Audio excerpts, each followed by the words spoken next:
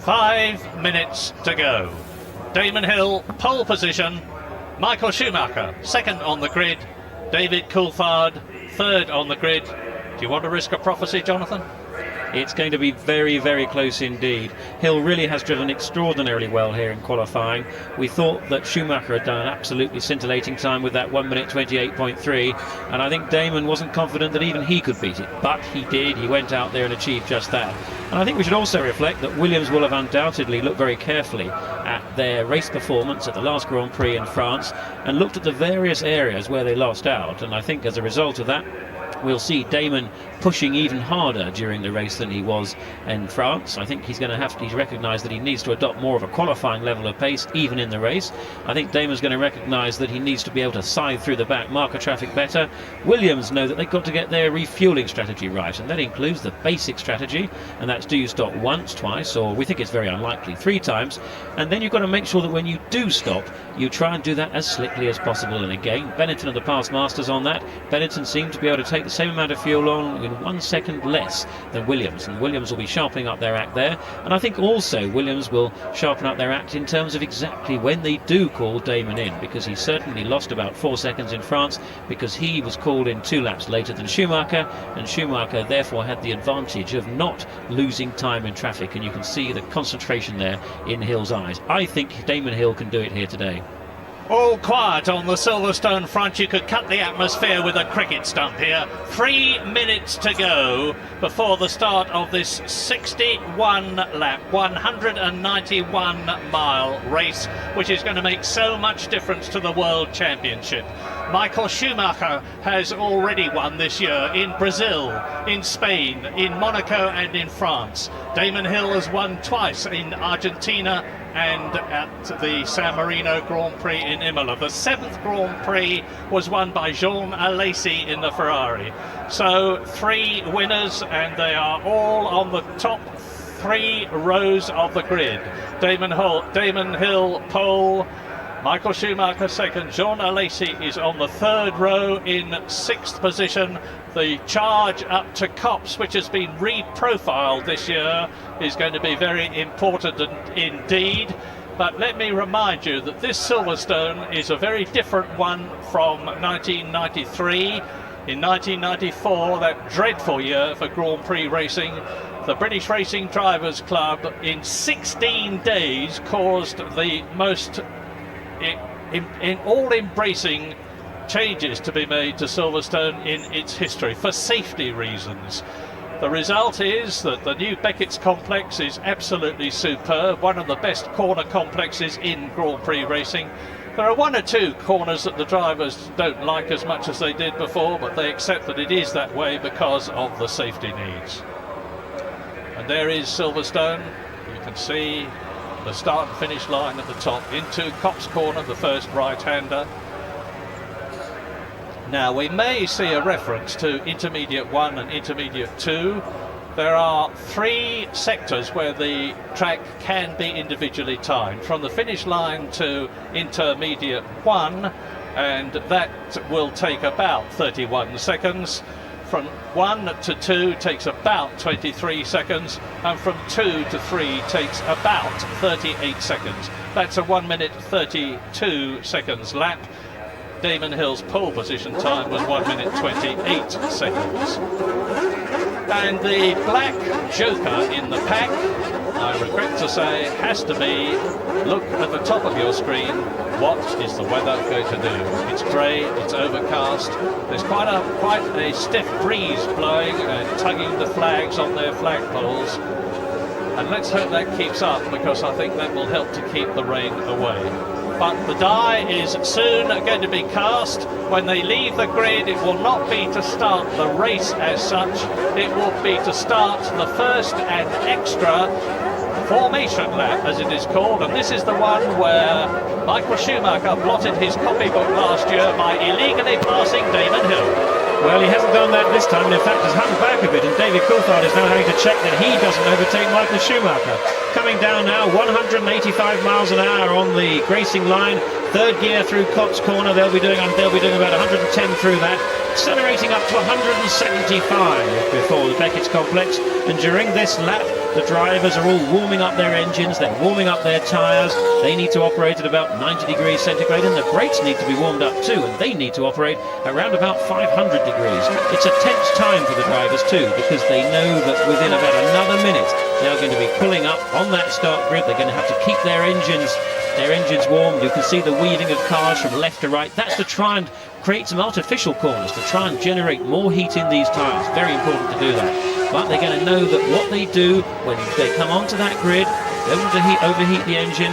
They've got to watch those red lights. It's absolutely crucial. Their best chance to overtake, the most dangerous chance of the race. Puffer braking blocking there from Michael Schumacher. Obviously just pumping that brake pedal to try and get temperature into those brakes. That would have done any harm, but it's not too good to do that kind of thing.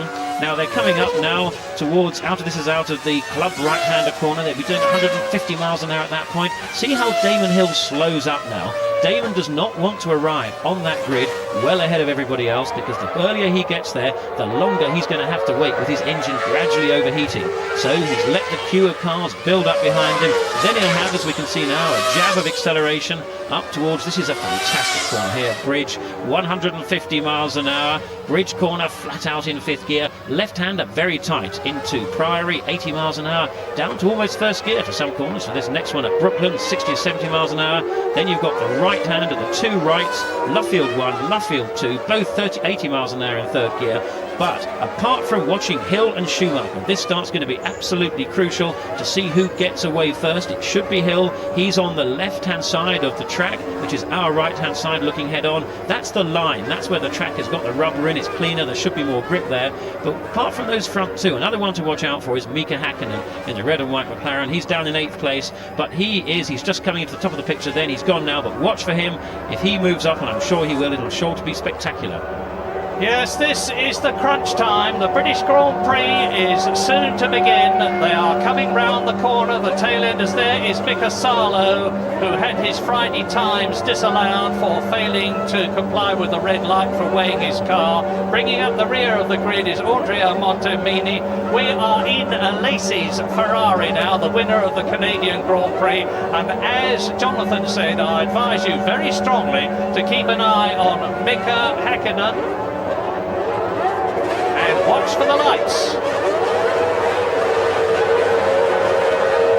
Go! Beautiful start by Damon Hill. A puff of smoke from the Ferrari. Alesi sprints past. He's up alongside Michael Schumacher. It's Damon Hill leading, and incredible. Alesi's got up into second. Schumacher is to third. David Coulthard is down from third to fourth. Schumacher is challenging Alesi as they come up to the left-hander and Maggots. But already Damon Hill is starting to pull away as they come through the daunting Beckett's complex and down the hangar straight. Damon Hill leads on lap 1 out of 61. The Ferrari of the determined style is spectacular. Jean Alesi. Michael Schumacher is third. Right behind him and challenging is David Coulthard trying to go through. Fifth is Johnny Herbert, and sixth is Mika Hakkinen, who has already in this half lap closed up 2 places. He's gone up from 8th to 6th. That new Mercedes engine is doing the business, and so is Damon Hill. This is it. If Damon Hill can stay there, he's going to be a very happy man indeed, but there are 60 laps to go after this one. Hill then, Alesi second, Schumacher third, Coulthard is in 4th position, 5th is Johnny Herbert, 6th is Hakkinen, 7th was one of the Jordans, I suspect Rubens Barrichello. This is almost the end of the first lap because they're round Priory, that is Brooklands, into the double right-hander at Luffield 1, Luffield 2. And Damon Hill is going to have at least a second's lead at the end of this first lap with 60 to go. And look at him, over the line, Hill. And Hill's lead over Jean Alesi is 1.1 seconds. Schumacher, Coulthard, Herbert, Hakkinen, Barrichello is 7th, Brundle is 8th, Gerhard Berger is 9th, Frentzen is 10th. And there goes Parnis, Irvine. And Damon Hill has got the hammer down. Now, Jonathan, this early in the race, does that mean to say that he's on a light fuel load and maybe stopping twice? Well, it's too early to say that yet. We need to see how the performance of the rest of the cars unfolds. But Damon Hill's going to be very pleased indeed to see that red Ferrari in his mirrors. Pleased because he knows the Ferrari is not on his level of pace. And we're now with Schumacher. That's Alesi just ahead. Now, that's the reason that Damon's going to be pleased, because he knows that Schumacher's going to have a fairly hard job getting by Jean Alesi. The Benetton is certainly faster, fuel on the same fuel loads than the Ferrari, and the Ferrari actually is not that fast on the straights here at Silverstone, but this is certain to give Damon a bit of respite, give Damon the chance to pull out a lead, because Alesi will end up, I'm sure, holding up a queue of traffic led there by Michael Schumacher. Jean Alesi is a Frenchman and he follows the Maginot Line policy. They shall not pass. And seeing Michael Schumacher, the world champion, behind him, he's not going to move over and let Michael through. And Schumacher's got another problem. One problem is getting past Jean Alesi in the red Ferrari in front of him. The other is keeping behind him David Coulthard, who is in 4th position. The second Benetton Renault of Johnny Herbert is still 5th. Now here is Hill into Copse. Alesi into Copse. Schumacher behind him in 3rd position. Round the right-hander, that's over 100 miles an hour this corner. And Schumacher takes a slightly tighter line. But all this, as Jonathan said, is advantageous to Damon Hill. His lead at the end of the second lap over the battle between Alesi, Coulthard and Herbert was 2.1 seconds. He's doubled his lead in 2 laps. Fastest lap from Damon Hill, on board with Schumacher now, and we're going to be able to find, and that's what it looks like from the late back of Alesi's car, looking back at Schumacher, and that is about as close as Schumacher's going to be able to get a lot of the time. It doesn't look that close from where we are here, but the closer that Schumacher gets to the back of that Ferrari, and that's right down at 60 miles an hour, the left-hander at club, they're going up through the gears, 3rd, 4th, 5th, accelerating. They can't quite go flat out through here, 150 miles an hour now in 4th gear, but the closer that Schumacher gets, the more he loses grip, particularly from the front of the car, because of all the airflow being turbulently coming off the back of that Ferrari, so it's difficult to get much closer. But there you can see that traffic jam building up, and all the time this is very good news for Damon Hill, because he can progressively extend his lead. But all great credit to Jean Alesi. There are 2 things that apart, and that's Eddie Irvine pulling off there. Eddie Irvine, very, very sad for Eddie Irvine in the Jordan. He was running there and we think he had a spin. What a great shame there. But credit to Jean Alesi. The start is so important, and he made up 4 places up there, from 6th right up to 2nd. Another driver who's done a great job on the start was actually Martin Brundle, who moved up from 11th to 8th, although he's since dropped back 1 place when Gerhard Berger's got by. But David Coulthard's been the man that's lost out. He's dropped back to 4th behind, of course, Schumacher there.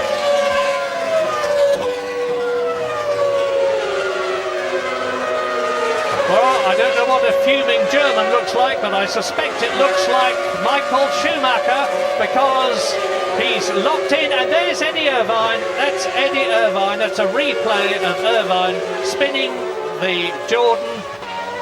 And now there is Schumacher. Now Damon Hill is 3.4 seconds ahead of this battle between the Ferrari. There, Jean Alesi. The Benetton, there, Michael Schumacher, and just behind him, David Coulthard. Coulthard had a pretty torrid, there's the gap, look, coming up towards Abbey. And at the moment, Damon Hill is pulling out 1 second a lap. This is a lot of time to be able to pull out, and he's got to use this clear track to his advantage. He's going to have a clear track now for about another 12 laps, because within 15 laps they'll come up to the back markers, and he's got to do whatever he can to pull it out. And I suspect that Jean Alesi, from looking at the times he's doing, he's not going particularly quickly. He may even be going for just 1 stop, which would be tremendously frustrating to Michael Schumacher. If I was going to take a guess at this point, I would say that Schumacher is going for 1 stop, because the fact that he didn't get away off the line that quickly could have been consistent with running his car a little heavier. And again, I would say that Hill's times are probably consistent with running 2 stops, but it's pretty early days to say that yet. 4 laps completed, 4.7 seconds is the lead that Damon Hill has over the battle for second place, that you can see as we look down from the helicopter. And it's getting greater and greater all the time, and this is going to be a tremendous help to Damon Hill when it comes to refueling time, because he will have a cushion that will help him. And you can see in the background that Johnny Herbert is starting to close up. He's lapping faster than Coulthard ahead of him. So there's Ferrari 2nd, Benetton 3rd, Williams of Coulthard on the left side of your picture is 4th, and just coming into your picture now is Johnny Herbert who is lapping faster than everybody in front of him. There are soon going to be 4 cars, nose to tail, fighting for second place, and behind them is Mika Häkkinen in 6th position, and he too is lapping faster than everybody except Alesi and Hill. It's getting really exciting. Now let's take a look at this start again, looking from overhead. Gerhard Berger in 4th place. It's a lot of wheel spin in that Ferrari. Loses traction and Lacey is rocketing by. Coming right up there past Michael Schumacher. David Coulthard, a lock of brakes from Michael Schumacher there. Coulthard back in 4th place. And then Alicia, I think a Brundle right up behind the McLaren of Häkkinen too. But great credit to this man, John Alesi. He's done the job of a racing driver off the line. And timing those revs just right to get the most traction really is very difficult indeed. That Ferrari engine, that V12 engine, revs to 17,000 revs, and it's so easy, like Berger did, to get too much wheel spin, and tyre smoke might look spectacular, but it doesn't get you off the line quickly. That was a rocket start by Alesi, and it inhibited Michael Schumacher, of course. It's very difficult to get past. Alesi's car is probably faster than the Benetton down the straight. The Benetton may be a bit quicker around the corners in the hands of Michael Schumacher, but he can't get close enough to challenge John Alesi. And Damon Hill is now 6.2 seconds ahead of the battle for 3rd position. Race order, in fact, on lap 6, which is 1/10 distance. Damon Hill leads by 6.2 seconds. Alesi is 2nd. Schumacher, that we are riding with, looking at the Ferrari in front as he gets closer on braking, is 3rd. Coulthard is 4th. Right behind him, Johnny Herbert is 5th. Häkkinen is getting closer to Herbert in 6th position. 7th is Barrichello. 8th is Berger in the 2nd Ferrari. Well down for him. Martin Brundle in that repaired Ligier is 9th, ahead of Mark Blundell. So both the McLarens in the top 10. Harnish is 11th. Frentzen is in 12th position, and we're on lap 6 out of 60. Now, one thing we should just watch for, I think it's an unlikely possibility, but nevertheless it may occur, and that's that Alesi may have made that good a start that he might have actually jumped the start. Now, we have a very sensitive electronic jump start mechanism now in Formula 1, and it takes them a few laps to go through it and double check and treble check the data to make sure that any infringement has indeed occurred. And normally it's round about lap 7, lap 8 in a lap or two's time when, if anybody has made a jump start, we shall see it come up on our screen, and if that indeed is the case, they'll need to come in for what sort of time penalty. And now we're on board with Coulthard now, and of course Coulthard is right behind Michael Schumacher, and this is as frustrating for Coulthard as Schumacher, because Alesi is holding the whole queue up. That's the point at which they may be able to get by.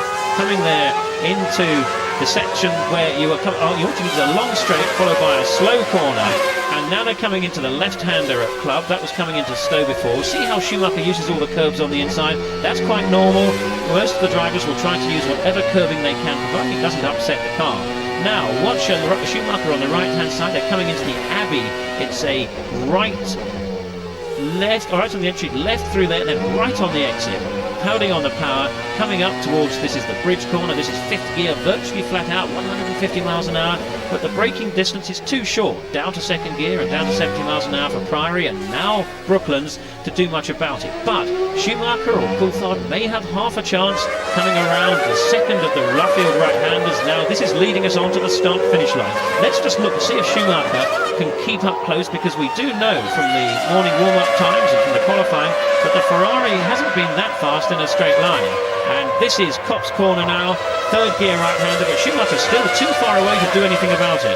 Each of these 4 drivers are pushing the man in front, except Alesi, of course. He's a long way behind Damon Hill now, and the predominantly British spectator here is rooting for Damon Hill and is delighted, because the gap now is nearly 9 seconds on the 8th lap. Damon Hill is consistently pulling away, and the British enthusiasts will be praying for reliability from the Williams. You heard Damon Hill earlier in the programme, I'm sure, saying that they'd had 1 or 2 reliability problems, predominantly with the hydraulic pump, on which they've been working very hard, and they think and hope they've overcome that problem. And look, a completely clear track all the way back from Abbey to Club, and that's a long way between Hill, Alesi, Schumacher right behind him, Coulthard is right behind, and in 5th position it's still Johnny Herbert ahead of Häkkinen. But as I said earlier on, if any of those men just put a wheel wrong, it's going to create an opportunity for the man behind him to nip past. And if Schumacher could get past Jean Alesi, I think he might try, well, he obviously tried to close the gap between himself and Damon Hill. He might well succeed, depending on his fuel load and depending on when they're coming in for tyres. Now you see the gap as through the heat haze, they swim towards us. Alesi second, Schumacher third, Coulthard fourth, Johnny Herbert fifth, Hakkinen is sixth, right behind him is Barrichello seventh, Berger is eighth, here's Martin Brundle, who is in ninth position in the Ligier, in 10th position in the second McLaren, there is Mark Blundell, 11th is Olivier Panis, that is him in the Ligier Mugen, and there is race leader Damon Hill, round Stowe. He's the full length of the hangar straight now, in front of the battling Alesi. Once again, Michael Schumacher pulls to the right and has a look. Now, he may just be doing this every lap to try to make Alesi think he's going to go and try and dive through on the inside, only to close up on the outside. Feasible or not? Well, it's possible, but I really don't think he's close enough, and I think Alesi knows he's not close enough for that to have a viable chance. And these two drivers are both extremely experienced. Had Alesi been a newcomer, he would have been easier to rattle, and Schumacher will know that he can pressurise all he likes, but he will indeed do that because he's a professional, and that's the professional thing to do. We're looking with David Coulthard now behind Michael Schumacher, but I'm sure that Schumacher also knows that Alesi is unlikely to kind of succumb to that sort of pressure. But this is playing into the hands wonderfully for Damon Hill. He's able to pull out over 1 second, 1.3 seconds per lap. We're now on lap 8, and there we are, jump start Barrichello, Rubens Barrichello. He was in 7th position. He's going to lose 30 seconds from this jump start penalty, and Olivier Panis as well, that's the second one, so 2 of them now. Yeah, the amazing thing is that both Barrichello and Panis had jump start penalties in the last event, the French Grand Prix, and both of them were absolutely vehement in their insistence that they'd not had a jump start. Let me tell you how they work it out. The car has a sensor, a transponder underneath the driver, and there is a sensor in the track. And the sensor measures the distance between itself and the transponder, and if that distance decreases before the green light comes on, they are adjudged to have had a jump start. So a jump start might literally be just putting the car in gear. It's down to the stewards to decide whether they thought the driver had done it deliberately or not. I would be very surprised. Now we're with Barrichello. This is a wonderful shot from the roll bar of Rubens Barrichello's Jordan Peugeot. He's in 7th place. Now, the Brazilian has had a very rough season, one way and another, psychologically, after the tragic death of his mentor Ayrton Senna last year. And then the fact that Eddie Irvine joined the Jordan team and proceeded to put Barrichello away in terms of speed, both in qualifying and in the race. And having a jump start penalty 2 races in succession is not going to do anything for his well-being at all. So he's got 3 laps now. They've got to bring him in, the team, they've got to bring him in within 3 laps of the penalty notification having been given. He may be coming in this lap, or it may be the next one, or the one after. If he stays out, as Schumacher stayed out last year, he would get the same treatment that Schumacher got last year, black flag and exclusion. Now, the notification of those time penalties for the jump start will be coming up on the team manager's screens as well. And I'm sure that the Benetton team have been speaking to Michael Schumacher. Schumacher would have wondered, has Jean Alesi made a jump start? And in the last lap, they would be telling Michael Schumacher on his radio, sorry, Michael, there is no evidence of it. It looks like he hasn't. Therefore, I'm afraid that you are resigned to having to follow Jean Alesi unless you can find a way by, unless he makes a mistake, until the first round of pit stops come. And Schumacher and the Williams team, there is no way they would have anticipated this kind of meteoric start from Alesi. To come up from 6th to 2nd is, I think, virtually unprecedented. It's quite extraordinary. Now, the first round of pit stops is likely to take place, I think, in about another 5 laps. But if they're going to make 2 stops, we shall see the cars come in somewhere between lap 15 and lap 20. We're now with David Coulthard following Michael Schumacher. This is this train of cars between lap 15 and lap 20 for that first stop, lap 35 to lap 40 for the second. But we still don't know whether or not Jean Alesi, he might be staying out until lap 26, lap 27. Like I have a suspicion Michael Schumacher might be for one solitary stop. And if he does do that, that's going to be bad news for all of those cars following him. Damon Hill is now leading the British Grand Prix on lap 12 out of 61 by a massive 11 seconds. A massive 11 seconds. There's one of the 40 cars in the pit lane there as the battle for second, third, fourth and fifth goes past and into Cops Corner. And what a fascinating season this is turning out to be. Because when it started, the Williams car was the best. It was better than the Benetton, better than the Ferrari, much better than the McLaren, better than the Jordan. Damon Hill might have won in Brazil had his suspension not collapsed, but he did win very convincingly in Argentina and San Marino. Then when things were looking bad for Benetton, they suddenly got on top of their problems in Spain, and Schumacher won a commanding victory, followed by another in Monaco. Then Alesi won in the Ferrari. Schumacher was back on top in France, and people were beginning to say Williams are in trouble. But just as somebody once said to me, never underestimate McLaren, I would say to everybody else, never underestimate Williams. Because under Patrick Head and Adrian Newey, everybody at Williams has got together and patiently and diligently worked on and developed the car and got it better and better. And here is the proof of the pudding. Damon Hill on lap 12 is still extending his lead by a second a lap. He's now 12 seconds ahead with 50 laps to go.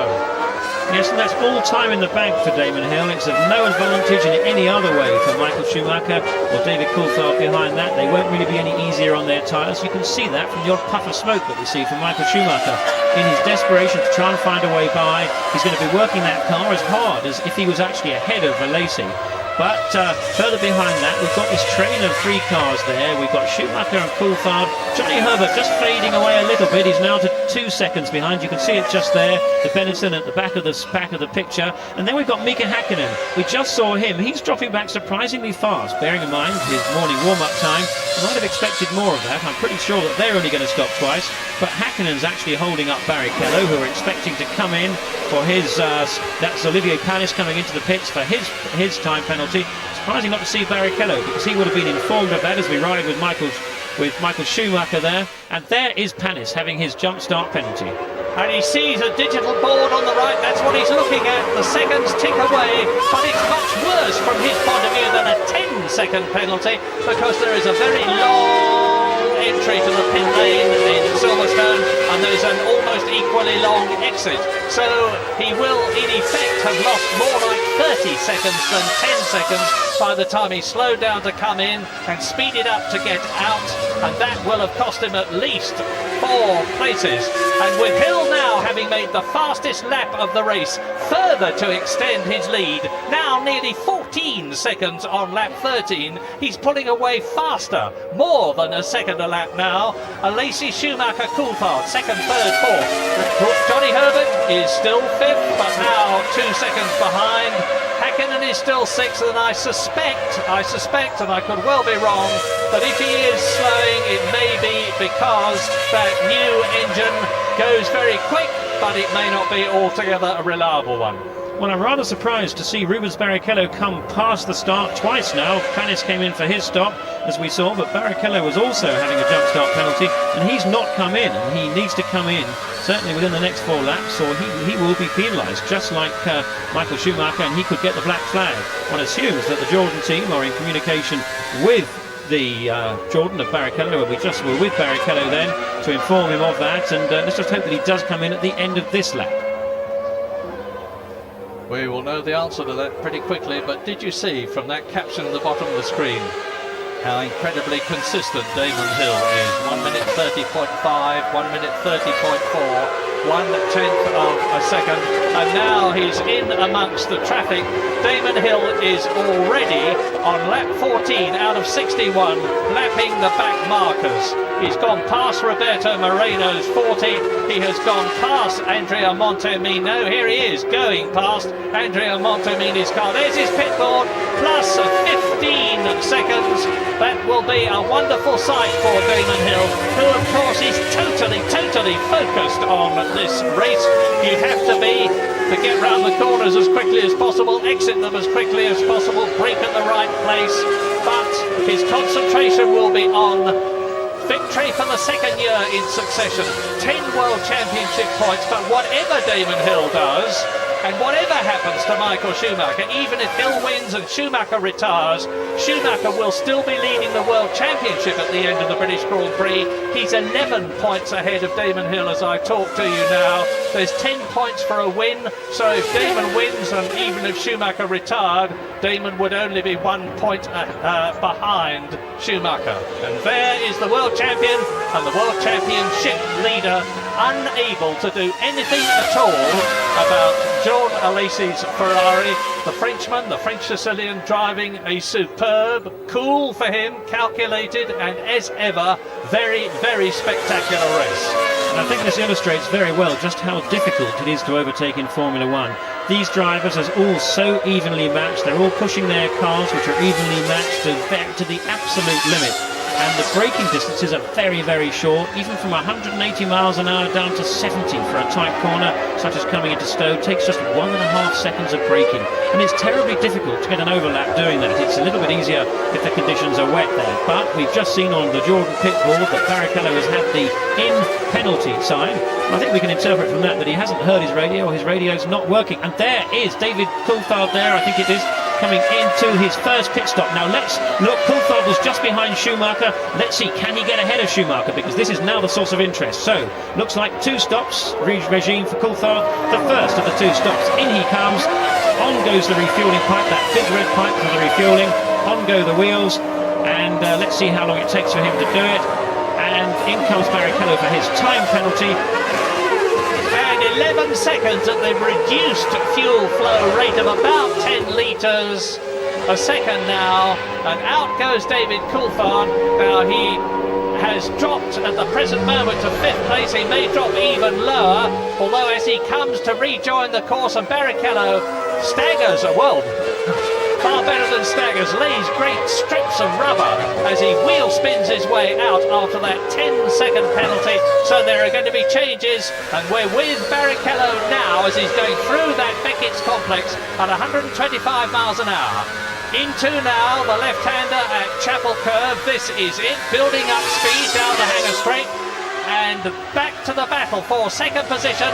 And you can see Alesi, Schumacher, no Coulthard of course, because he's been in for his pit stop, but that may have been advantageous to him later on in the race. It means that Johnny Herbert is up into 4th place, but is Mika Häkkinen going to be 5th, or is David Coulthard going to be 5th? We're with the Benetton now, and Michael Schumacher, out goes his signal, 0.8 of a second behind Jean Alesi. He doesn't need telling that. He's been looking at the Ferrari rear wing and almost literally breathing its exhaust fumes now for 16 whole laps. This is lap 17 in the 61 lap race. Damon Hill is now 16 seconds ahead of the battle we are with. Now the key issue is pit stop strategy now. I would expect to see Damon Hill coming in the next couple of laps. I think Williams may have learnt from France to bring David Coulthard in early to make sure that Damon's progress is not going to be compromised by the fact that Coulthard has occupied the pit when Damon needed to be in the pit. So let's see if Damon Hill comes in the next couple of laps.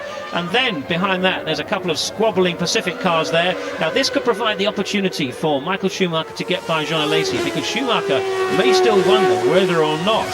Then we are some back markers, the 40 of Moreno, then we have the Pacific there of Gachot, and then we have Montermini. Now it's trying to get by back markers that provide a chance for Alesi maybe to stumble, and Michael Schumacher to second guess it and get ahead.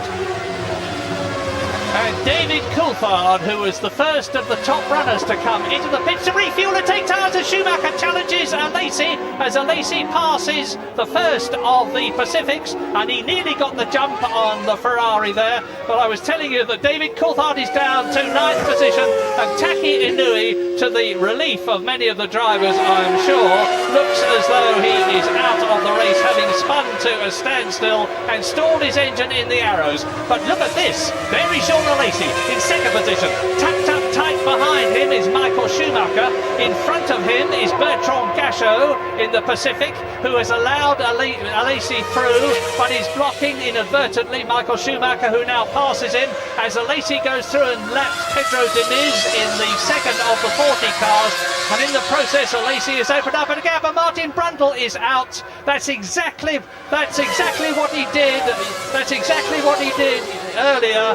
because Martin Brundle spun into the gravel trap yesterday in the Ligier, and he has gone out of what was 11th position. So we now have retirements: Eddie Irvine, Taki Inui, Martin Brundle, but up front on lap 18 out of 61, Damon Hill continues to stride away, 18 seconds ahead, and Ferrari in the pit lane have got the scarlet uniformed Italian attendants out. Remember what happened to Gerhard Berger in France, because he came in, and here is Brundle's spin. Here's a replay of Martin Brundle losing the back of the Ligier. Now his problem may well be that the Ligier is headquartered at Magny-Cours, where they do all their testing. It's a very smooth circuit. Silverstone is a lot bumpier. They don't do any testing here, and it's very difficult.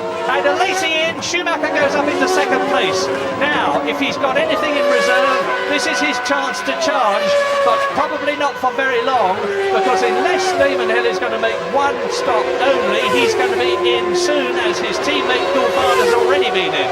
So, Alesi, who was second, stops. Schumacher has gone up into second. Herbert has gone up into third. Häkkinen will go up into fourth position.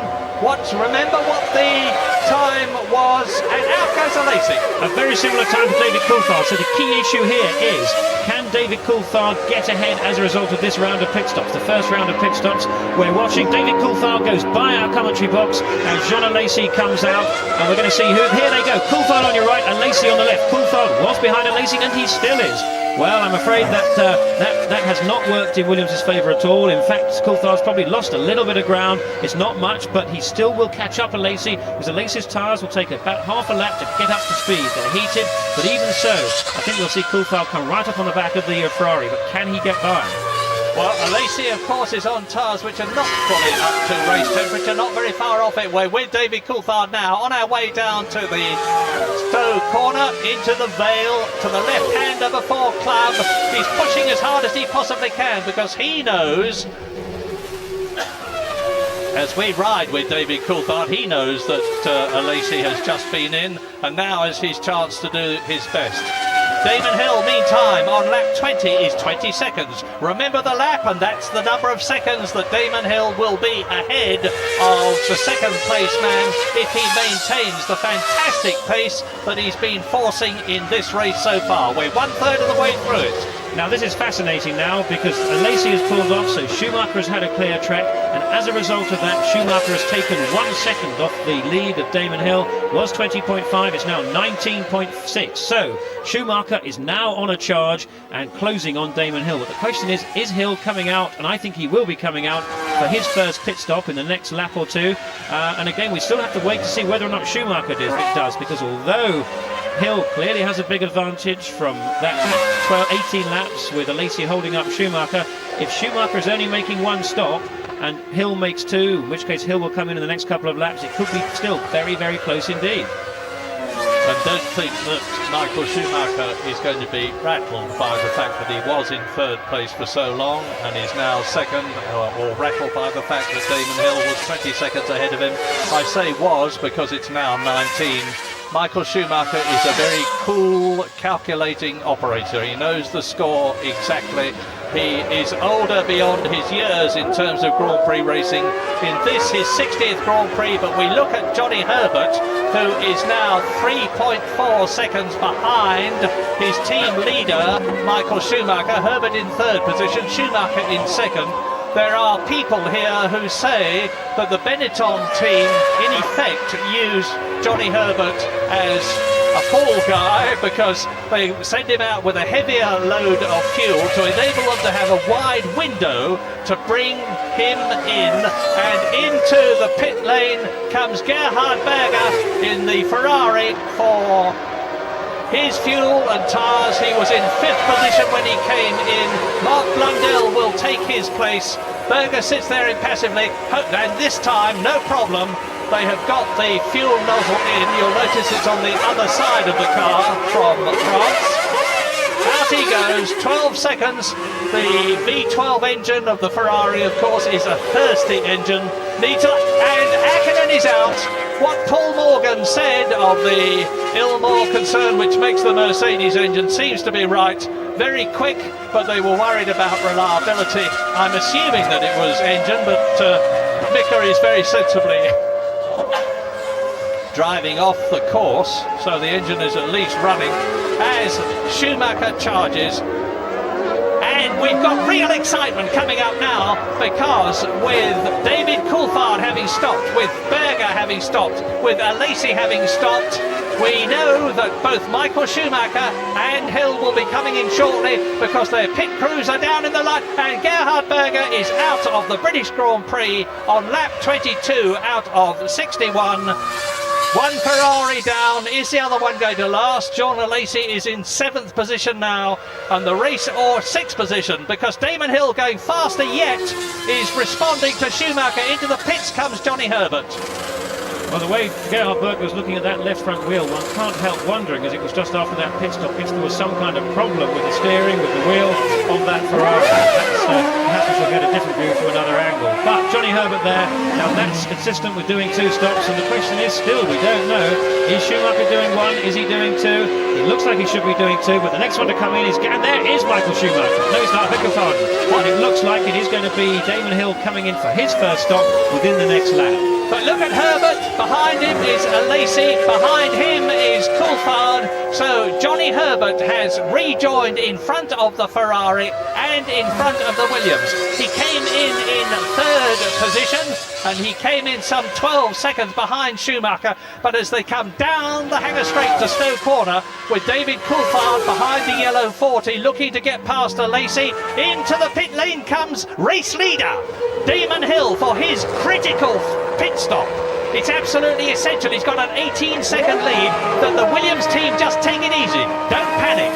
Get the wheels off carefully. Put the new ones on carefully. Get the fuel nozzle in. They've done that. No problem. The fuel is flowing. 10 or 11 seconds is going to be all right. And beautiful. Damon Hill, 11 seconds.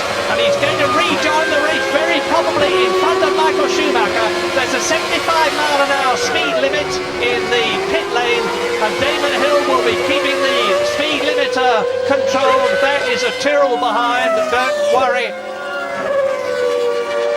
But now, I can't tell you at the moment, Damon Hill is back on the track, and there is Michael Schumacher down the Hangar Straight. But Damon Hill may have lost the lead, but he's been in for new tyres and wheels, and he's only a few seconds behind Schumacher, who has yet to stop. Damon Hill is still effectively leading the British Grand Prix. And I'm looking at the Benetton pit as Mark Blundell goes out. That's Mark Blundell's first stop, the sole running McLaren now. The Benetton pit are getting ready for a pit stop, and that obviously has to be Michael Schumacher. Herbert's been in, and that is going to be good news for Damon Hill, because that means that Schumacher wasn't running that pace that he was with just 1 stop, and so it means that Hill's advantage of some 17, in fact it was 18.5 seconds before Hill came in for that stop. That's going to still be maintained, and what we need to see is that when, as I suspect, Schumacher comes in, either probably not at the end of this lap, the lap after for his stop, to see what that gap's going to be. Clearly Schumacher now ahead, but he's going to be stopping, and when he does so, he's going to drop back behind Damon Hill. The question is, how far? Race leader, world champion, Benetton right now. I remember when the warm-up was happening, Jonathan was looking very carefully at the lap times of Schumacher and said, I got a hunch that he could be stopping once. If he stays out much longer, that could well be the case. He's coming up behind the new Grand Prix driver, Max Parnis, the Italian in the Arrow's Heart, who has replaced Gianni Morbidelli. Well, I'm just beginning to wonder whether or not Benetton's tactics go as far as trying to confuse us, because having been playing around with the refueling nozzle, we've got some of the mechanics with their balaclavas on, the fireproof goggles, and now they seem to have walked away from it. So it looks, it doesn't look at the moment as if another fuel stop for Schumacher is imminent, but they tend to keep themselves, they tend to keep cagey about their plans. Having said that, it looks, we're with Coulthard now, and Alesi is ahead, and this is going to be very, very frustrating for David Coulthard, because again he's been much quicker than Alesi most of the time. Here is a possible chance to get by there into Stowe. This is the point, this is the most likely opportunity.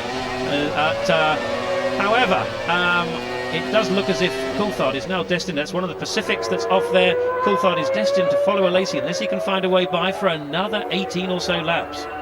It's Montemini, I think. But anyway, as we ride with David Coulthard, who is now in 5th position, the race order on lap 25 out of 61 is Michael Schumacher, not having stopped, is 7.8 seconds ahead of Damon Hill, who of course has stopped. Johnny Herbert is still 3rd, having stopped and rejoined in front of this battle that we're looking at. Alesi 4th and Coulthard 5th. And up into 6th position, into the points, comes Heinz-Harald Frentzen in the Sauber Ford. And here is some exclusive news for your ears alone. Ford are to introduce a V10 cylinder Grand Prix engine next year and an updated one V8 for this year in Hockenheim. Meantime, there is Alesi 4th, followed by Coulthard in 5th position. Right, well, I'm thinking now, actually, looking at what's going on in that Benetton pit, that they are indeed getting ready for a pit stop for Michael Schumacher, but not with a tremendous sense of urgency. We're now at lap, he's done 24 laps, this will be his 25th lap, this is a 60-lap race, 1/3 distance would have been 20 laps. And I'm now pretty sure that what we're looking at is a single stop for Michael Schumacher. I think it'll happen in the next 2 laps, as we originally wondered. One stop round about lap 26, 27, 28 would fit the picture of the morning warm-up times, and that's going to really mean that the race is going to take a fascinating twist, because Hill is committed to making 2 stops. He's currently 7.8 seconds behind Schumacher. Let's see, this is Schumacher, he comes past that Benetton pit.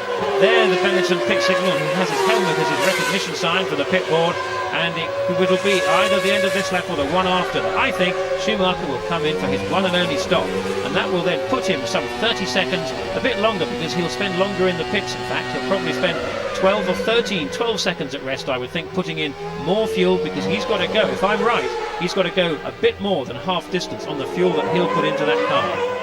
And should that be so, it will mean that Michael Schumacher was driving a pretty storming race, to put it mildly, keeping up with Jean Alesi, with Schumacher having a much heavier fuel load. He's being caught by Damon Hill at the moment on lap 26 out of 61, but by very little. The gap now is 7.6 seconds between Schumacher leading, Hill second, 8.6 seconds according to that, and they're updating the lap. It's information a bit more recent than ours, in which case Schumacher is maintaining the gap. It's going to be very, very close indeed when Hill comes in and goes out. Yes, as we still watch David Coulthard trying to find a way past Jean Alesi in vain today. Let's just hope that he doesn't get too impetuous. And again, this is coming into Stowe Corner. That is the most likely overtaking opportunity. That's why he was so close coming up to Club Corner. But Damon Hill is actually now closing by about 0.4 of a second. He's not quite taking half a second off that leader, Michael Schumacher. And we should bear in mind that Hill's car is actually quite a bit heavier than Schumacher's at the moment, because Hill is only some 4 or 5 laps in from taking on his fuel load, whereas Schumacher is going to have to come in within the next 2 or 3 laps. So his fuel load is virtually empty, therefore his car is very light. But on the debit side, he does have still, despite having a car that's light, he's also got worn out tyres, relatively worn out tyres, whereas Hill's are fresh. So it's probably a fairly even comparison between the two. You watch Jean Alesi, who is 4th, David Coulthard challenging in 5th. And in Canada, of course, Alesi was David Coulthard's the cause of David downfall on the second lap. Alesi was pushing him so hard that David Coulthard spun out of the race. So revenge would be sweet for the young Scotsman from Twynham if he could get past the Ferrari. But we're on lap 27 now. Things are comparatively static at the moment, but they won't be for very much longer, with Michael Schumacher now 9.3 seconds ahead. He's pulled out another 0.8 of a second over the heavier Williams Renault of Damon Hill, who is second. Johnny Herbert, with that superb pit stop, still remains in 3rd position, ahead of Alesi, 7.5 seconds ahead of Alesi, who is 4th. And you know how close Coulthard is in 5th position to Alesi. Heinz-Harald Frentzen is still 7th. is still sixth. Mark Blundell going well in the other McLaren, going extremely well. He's been in the points twice this year in a situation where he didn't even expect to be racing in 1995, having lost his seat for Tyrrell, but then he got the McLaren drive when Mansell decided he was going to race no more in Formula 1 this year anyway. And Blundell is 7th, Barrichello is 8th, Parnis is 9th, Martini is 10th, Max Parpis, incidentally not Parnis, is in 11th place, and Luca Manur in the Minardi is 12th. And the leaders have lapped everybody up to Rubens Barrichello, who is 8th in spite of his penalty stop. And Schumacher is really charging. He's using up these last few laps with his light fuel load. He's pulled out 2.5 seconds over Damon in the last 2 laps. Damon was 7.5 seconds behind Schumacher on lap 25, and it's now 10.1 as we've seen. So this is really looking very, very exciting indeed. It's going to be close, and I'm sure that at this stage the Williams team are on the radio to Damon. He will have been very well aware by now that Schumacher is on a one-stop strategy. So the message is, Damon, charge.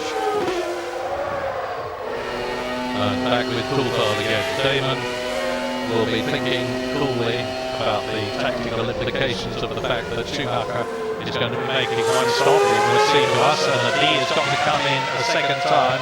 And in spite of the fact that he's got a 20-second lead over Schumacher, that has been eroded to half that now. And of the top 6, only of the top 6, only 2 have not come in. Those 2 are Michael Schumacher, who's leading the race, Heinz-Harald Frentzen, who is in 6th position, because Hill 2nd, Herbert 3rd, Alesi 4th, Coulthard 5th, have all been in to take on new tyres and fuel. And I think personally that this race is giving the lie to the people who say that the pit stops decrease the interest in Grand Prix racing.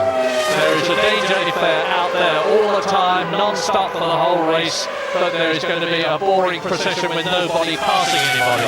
At least with these pit stops, they are passing. It may be that they're passing when they're stationary in the pit lane, but the fact is that a new race is being created in effect all the time, and the modern Grand Prix is a series of 3 sprints. The cars are at their lightest, the drivers have to be supremely fit to be driving at 10/10ths virtually for the whole race, whereas before the tactics used to be very, very different. You pay your money and you take your choice, but that's my opinion. And that is Jean-Christophe Bouillon, the Frenchman in the Sauber Ford, which, as I said, is to have an updated engine at Hockenheim. He's in 14th place. He's the Williams test driver, so he gets a lot of Grand Prix racing and testing one way and another with Williams and with Sauber, and he's been caught and will soon be lapped by the 3rd place Benetton of Johnny Herbert. Now here's Heinz-Harald Frentzen. He's the ex-Mercedes-Benz sports car driver. He is in 6th position. A lot of people say that he is as quick as Schumacher. He's not as steady as Schumacher, but he's already been in the points 3 times this year, with Argentina and at Monaco and at the San Marino Grand Prix. And sadly, the Sauber is just not up to his talent. The engine's good, we know that, because the Ford V8 engine, Z-Tech, which propels his Sauber, propelled the Benetton, which won the championship last year. We're back again with Coulthard, lap 30. This is the half-distance lap, and he is still 5th behind Alesi's Ferrari, which you see in front of him. And this is looking another very, very impressive Schumacher-Benetton demonstration.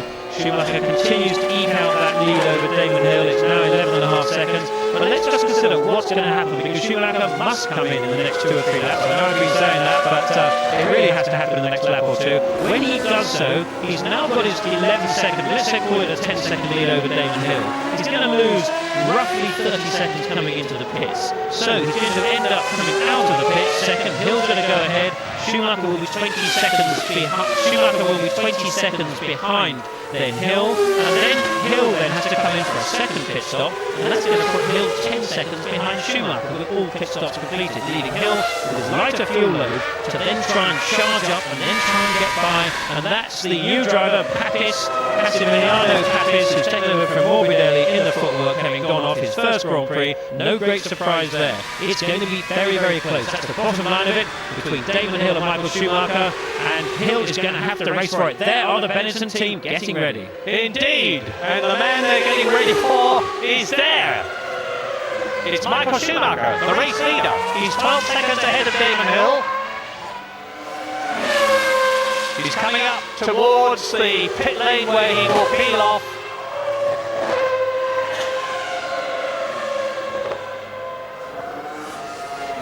Steady as a rock in the Benetton. Now he's coming up to Abbey, the left-hander. Then there's the complex of Priory, Brooklands, and here is Max Papis.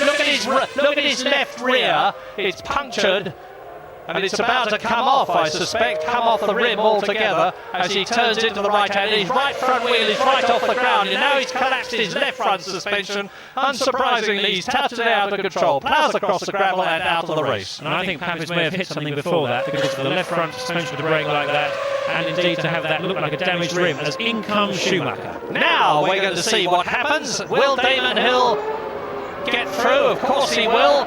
The gap is 12 seconds as Michael Schumacher, with a lot of practice having done this, calmly comes up to exactly the right spot. The Benetton, there are 18 of them working on that car, on the four wheels and tyres on the fuel line, and there is Damon Hill!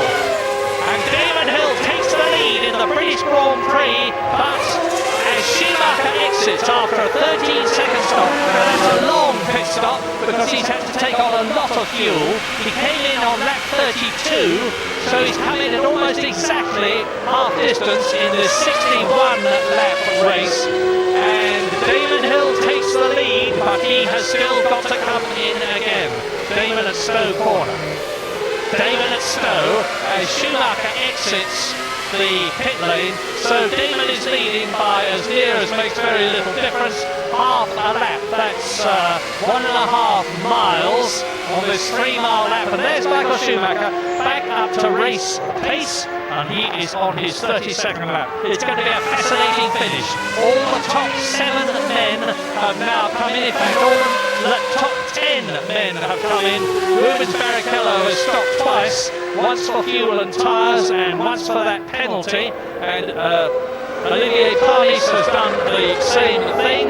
Barrichello is in 7th place, and Damon Hill, race leader, there he is on his 32nd lap, goes through to complete it, coming up to Woodcote over the grid markings. Now I'll be able to give you the gap. P1, place 1, lap 29 laps to go, that means. He will be getting a countdown now because there is an insurance policy working. They give him signals through his eyes and they give him signals through his ears. Now that was another immaculate pit stop from the Benetton team. What we need to watch closely now is the lap times that both Schumacher and Hill are doing, because now the situation is reversed in that Michael Schumacher has a heavy fuel load with the new tyres. Damon Hill has about half a tank of fuel, or certainly has about 50 litres of fuel, so he should be quite a bit quicker on fuel. His tyres won't be in quite such good condition. Now, Hill's last lap was a 1 minute 30.4, and that was a clear lap, and David Coulthard still being frustrated there with John Lacey in the Ferrari ahead. Lacey in fourth, Coulthard in fifth, and we need to follow to see closely what Schumacher does, and Hill would like to think he can try and extend that gap over Schumacher, because when Schumacher was light on old tyres, he was running faster than Hill, but heavier on new tyres.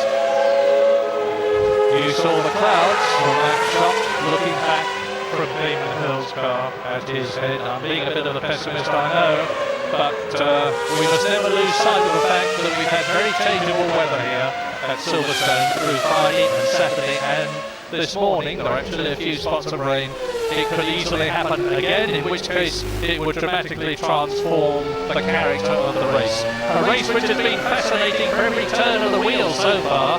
David Coulthard cannot do anything about Sean Lacey. The V12 Scarlet Ferrari stays ahead of the Williams, and that is a testimony to how well the Ferrari people at Maranello have been working. They have just quietly made this car better and better in terms of handling. They made the engine better and better in terms of not just power, but in terms of reliability and drivability. There's no point in having an engine with a lot of power if you have to rev its head off in order to get that power. You want an engine which gives you power all the way through the scale. Lap 34, and it's a Lacey fourth with Coulthard fifth. Turns into Cox. Damon Hill has just done the fastest lap of the race. He is responding with his fuel load to Michael Schumacher. The gap is 21 seconds. If Damon Hill's going to win this race, he's going to need to set a few more fastest laps. I think, yeah, we're now on lap 33. Hill has got a 21-second lead over Michael Schumacher. But I'm pretty sure that Hill's going to need to come in for his second stop. I suspect it'll be round about lap 40 probably. That's another 7 laps away. And ideally, Hill needs to get about 30 seconds ahead, 28, 30 seconds ahead of Michael Schumacher, so that maybe even more than that, 32 seconds I should say, to be sure that when Hill comes in for a pit stop, he can come out ahead of Michael Schumacher. And whether or not Hill can pull out enough of a lead now to emerge from his second pit stop, don't forget Schumacher will not need to stop again. But yes, that'll be round about lap 37, 38, 39. That's when we're going to expect to see Hill's second stop. And if Hill does not manage to pull out that margin of at least, I would say, 27, 28 seconds in the next 5 laps, I would think he's destined to pull out of the pits behind Michael Schumacher, and that could be absolutely crucial to the result of this race. It could be goodbye mum as far as victory is concerned for Damon Hill, because Michael Schumacher in the lead after what happened to him last year in the British Grand Prix is not going to yield easily. But that's all in the future. Mum is here, incidentally, Betty Hill. Great husband, Graham Hill, twice a world champion, never a winner of the British Grand Prix, which Damon Hill, her son, was last year. And still David Coulthard is stuck behind Lacey, remorselessly holding his line, maintaining his speed. Those are very interesting figures. You see Damon Hill again astonishingly consistent. And we're with Coulthard again turning into Stowe Corner, slowing down from 180 miles an hour in just a few metres, and I mean a few metres, to 70 miles an hour. Well, the Hill-Schumacher battle is the one right at the front. There's also a very good battle shaping up for third place, because we've got Johnny Herbert, who's 6.3 seconds ahead of Lacey, with, of course, Coulthard right behind Lacey. But the exciting news is that Lacey is closing that gap on Johnny Herbert. He's been taking half a second a lap off over the last 4 laps, and so and the other thing is that all of these 3 cars, Herbert, Lacey and Coulthard, are all on 2-stop strategies. Therefore they are all going to have to make a stop in the next 5 laps, and that again is going to be absolutely vital in terms of who comes out on top. And Williams are going to be racking their brains to try and work out how can they get David Coulthard ahead of Jean Lacey. Their chance to do it has got to come from the pit stops, I believe, because it really is not happening on the track. How is Damon Hill here doing in terms of building that 28-second necessary gap between himself and Michael Schumacher to ensure the continuation of his lead? Not very well, I have to tell you. The gap is 22 seconds now, and it's not going to be very much longer before he comes in and lets Schumacher retake the lead. Damon Hill led for a long, long time, 20-second gap, lost the lead to Schumacher, regained it, and is there now, and that is Schumacher being held up by Jean-Christophe Bouillon, and any holding up would be very gratefully accepted by Damon Hill and the Williams team. But Schumacher picks his moment carefully. Jean-Christophe Bouillon is a pretty experienced driver in terms of Formula 3000 and the other categories, and he goes through. And Damon Hill on lap 37 has gone faster again. Another new fastest lap for Damon, who knows exactly what the score is. There it is, 1 minute 30 seconds. The next fastest lap is going to be the first one of the race in under 1:30 as Schumacher goes across the line, and the gap has increased now. It's 23.9 seconds. But Hill must be coming in just in the next few laps. He's on his 37th lap now.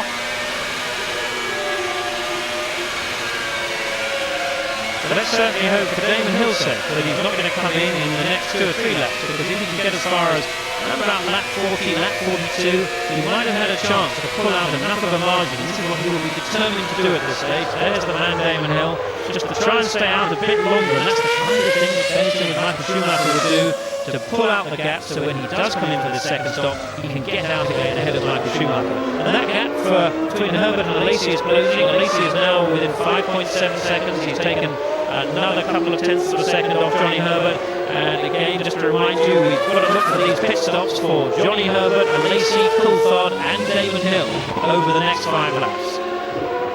And the longer Damon Hill can stay out, the less fuel he will have to take on. And that means to say the shorter period he will be in the pits. It's all very, very interesting and exciting indeed. We're on lap 38 now. Hill is 24 seconds ahead of Schumacher, who is 13 seconds ahead of his teammate Johnny Herbert. Benetton's second and third. That's good from their point of view. 10 Constructors' World Championship points. And here is Damon Hill. That's the inside of him. You see his hands in the cockpit.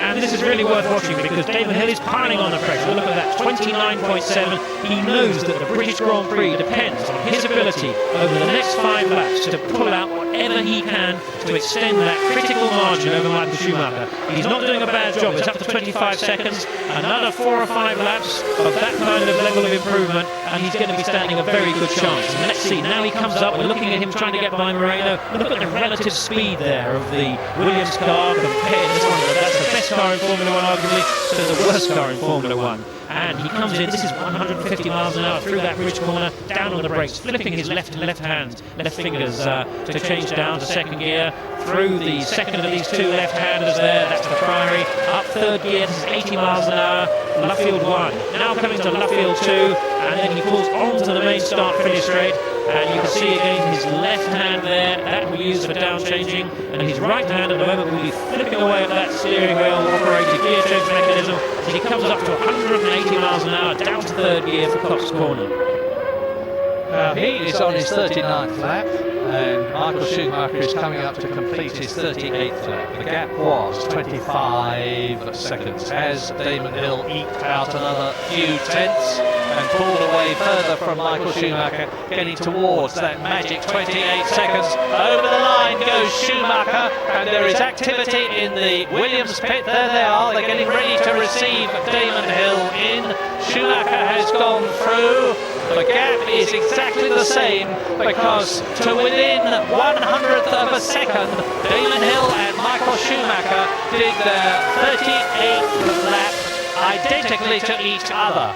It's the dominance of these two in Grand Prix racing is superb in 1994 and 1995. Ferrari are ready for Alesi, Williams are ready for Damon Hill. Now here he is climbing up the gradient at Silverstone, turning, and there, that's Damon Hill. Now I'm pretty sure he's coming in this lap, and that is the left-hander.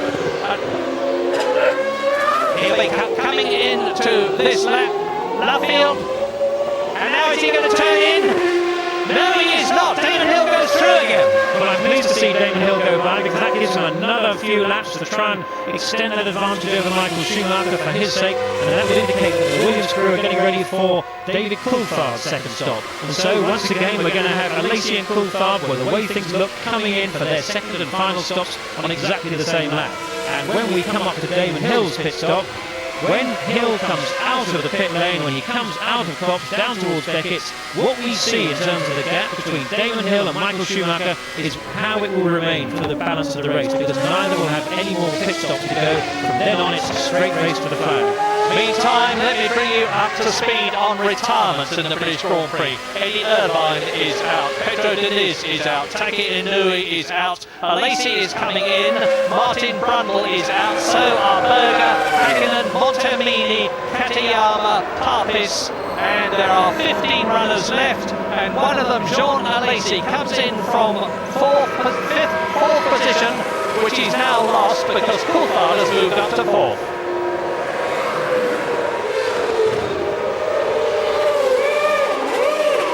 I can tell you that there is no doubt that it is Damon Hill that the Williams pits are waiting to receive because their tyres have got DHL written on them. And here is DH Damon Hill going through again, yet again, in. This time, Damon, and that will be lap 41. There's only going to be 20 laps left for Damon to do when he comes in, having completed his second stop, and he's now leading Schumacher, who's again matching him second for second by 25 seconds. So as Williams driver Damon Hill completes his last lap on this stint, this provides the opportunity for David Coulthard to really charge now. He has not got a Lacey ahead of him. He can try and pull out the kind of margin, maybe 1 second, 2 seconds, maybe 3 if he's lucky. That means that when Coulthard comes in for his stop, which we now know must be at least 2 away, he's got a very good chance of getting ahead eventually of John Lacey. Damon Hill behind Pierluigi Martini, that was a bad sign, and into the pit lane comes the Benetton of Johnny Herbert from 4th position. And that means to say that Alesi will regain that 4th place. Johnny Herbert well in the points again. He's had a second place in the Benetton, taking their time. And Kenny Hankower sprints away from the front of the Benetton to allow a free track for Johnny Herbert as one of the lapped Pacifics goes through. This is Damon Hill, and this is the lap that Damon Hill is going to come in on, and this is the pit stop which could decide who wins the British Grand Prix of 1995. We're in with Hill, leading by 25 seconds, or he was when he turned off. That gap is decreasing now because he slows down and stops. Up goes the board that lifts the front of the car. The jack at the back lifts it. In goes the fuel hose. Quiet, keep steady, chaps. Nice one, 11 seconds. Where's Damon? Where is Schumacher? There he is, he's going to take the lead. He's going to pass Damon Hill in the pit lane. Schumacher leads the British Grand Prix. There he is, and Damon Hill is going to rejoin right behind him. We are going into, this is lap 42, the 61 lap race, and both Schumacher and Damon Hill have had their last pit stops, and they are within sight of each other as Schumacher comes down the hangar straight behind Olivier Panis, who has been lapped. He's in 8th position in the Ligier. The baton is on now for World Championship points, for the World Championship leadership and victory in the British Grand Prix. It's going to be a nail-biting last few laps, and Schumacher really smokes his top. That may well have flat spotted it and afraid. There's a few spots of rain. That's the answer. There's a few spots of rain at Stowe. My Jerry Meyer forecast may be coming true. He's done it again.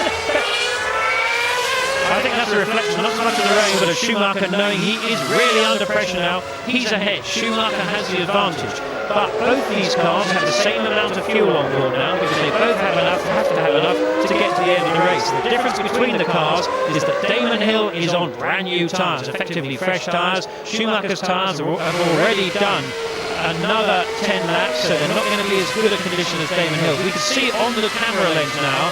We can see a few spots of rain. The clouds don't look heavy, but the rain could build up relatively quickly, and this could provide another fascinating twist to these final 18 laps now of the British Grand Prix. Keep your fingers crossed that we do not have a downpour. That would spoil what is going to be a brilliant climax of the British Grand Prix. The leader and the second place man, Schumacher and Hill, within just a few yards of each other. As Jonathan has said, as we look at them, Schumacher at the top of your screen, Damon Hill on the left, down the hangar straight, the fastest part of the course. And this is where traffic could make all the difference. As Schumacher is coming up to somebody, if he is not seen and if he is balked even to the slightest degree, Damon Hill will maximise his opportunity. He looks as though he was closer than he was there because of course Schumacher brakes before Damon Hill does and accelerates earlier. And now the gap remains the same, and it's Panis in the Ligier in 7th position who they are catching. He's very quick. He's got the Mugen engine, which is very powerful. But let's not forget David Coulthard's pit stop. That's due to happen in the next lap, and when Coulthard comes out, we need to see if he can get ahead of Alesi, because in the same way that we've got the Hill-Schumacher battle, we've got the Coulthard-Alesi one. and with then Johnny Herbert as well. Coulthard, we'll need to see how Coulthard compares to both Herbert and Alesi. They're on that 43. Schumacher leads. Hill second. Harness has gone into the pits. Coulthard is third. Herbert is fourth. Alesi is fifth. Mark Blundell is up to a superb sixth place in the McLaren Mercedes. He's in the points again. The Gauti Mark Blundell, who is underestimated as a driver and is doing superbly here as we ride with Hill, chasing race leader Michael Schumacher. And the gaps we've got, Coulthard is 24.7 seconds ahead of Johnny Herbert. But this is a late stop for David Coulthard, and in he comes. He won't be stopping too long. My guess, 9 seconds. I think he'll be out right alongside Herbert and ahead of John Alesi.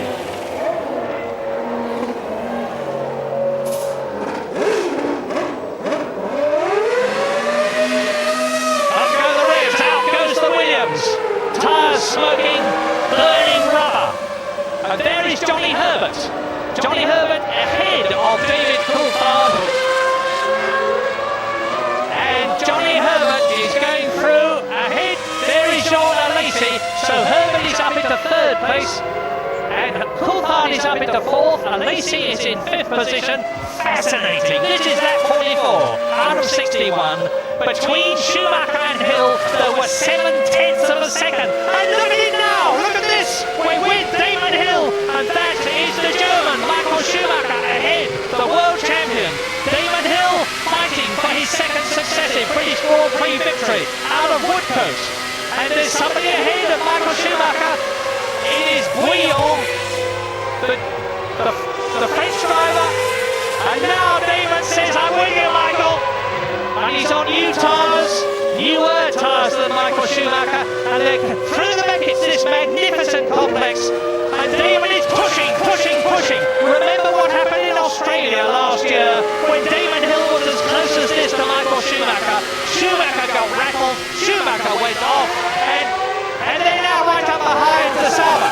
What was interesting there was that Schumacher, to my mind, deliberately slowed a little on the last part of Beckett's. Hill was falling all over the back of him to make sure that Schumacher got a fast exit in the last part of Beckett's, because he knows that into the right hand of Beckett's and the one corner on is the best chance for overtaking, and he wanted to make sure that A, he got by Bouillon, and secondly that he didn't give Damon Hill the chance to take a run up alongside him.